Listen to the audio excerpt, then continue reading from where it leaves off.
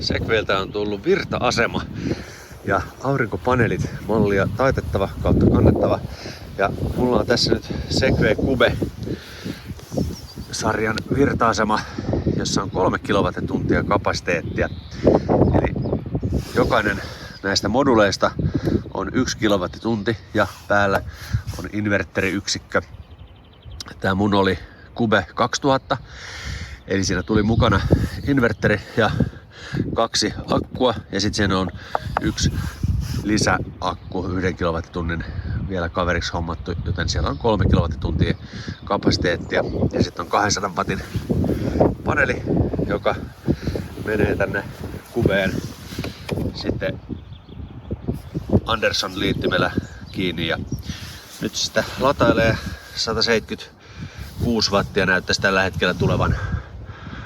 Aamupäivällä kello on jotain 10 maissa, 10 hujakoilla ja 62% on nyt siellä virtaa pankissa ja 9 tuntia kestäisi ladata se täyteen. Eli yhdellä paneelilla tämä tietysti kestää tolkuttoman kauan, mutta jostain se on aloitettava. Mitä tässä Cubessa sitten on?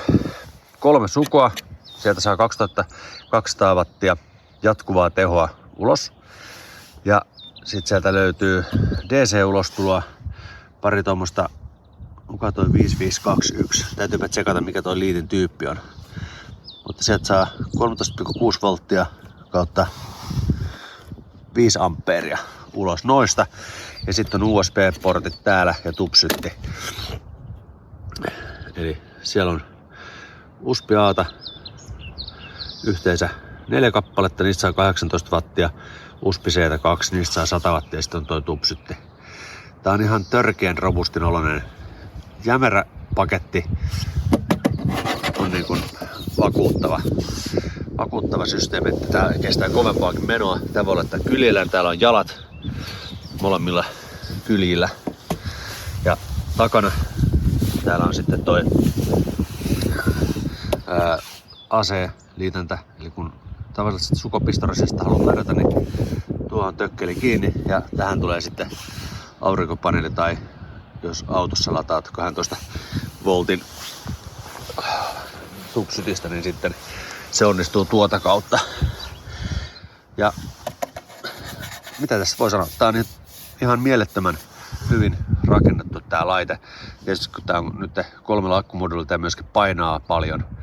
Laitetaan painot tuohon ruutuun, mitä se painaa yhdellä akulla, 2, 3, 4, 5. Niin ja 5 akkua on siis maksimi, eli 5 kilowattituntia saa tähän yhteensä kapasiteettia. Ja se mistä mä tykkään tässä on se, että sulla ei ole kaapeleita niiden akkujen välissä, vaan ne stäkätään tällä lailla, laitetaan kasaan.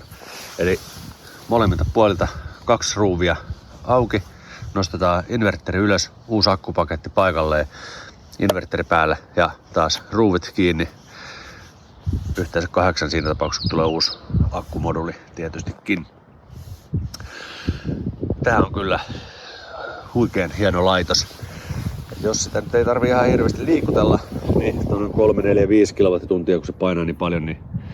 Mutta se liikuteltavuus tietysti kärsii siinä, että sitten esimerkiksi Bulletilla, kun lisäakut kytketään kaapeleilla kiinni, niin niitä on paljon helpompi irrotella ja liikutella yksiköitä erikseen, koska ne on niin paljon kevyempiä sitten käsitellä. Tai jos sulla on joku paikka, missä korkeus rajoittaa, että et sä saa esimerkiksi jonkun tason alle näin korkeata laitetta, niin silloin semmonen Bulletti on matalampi ja sä saat viereen toisen akun sillä välikaapelilla. Niin se voi olla siinä tapauksessa sinulle ehkä parempi vaihtoehto. Mutta Segwayn virta-asema tuntuu erittäin pätevältä.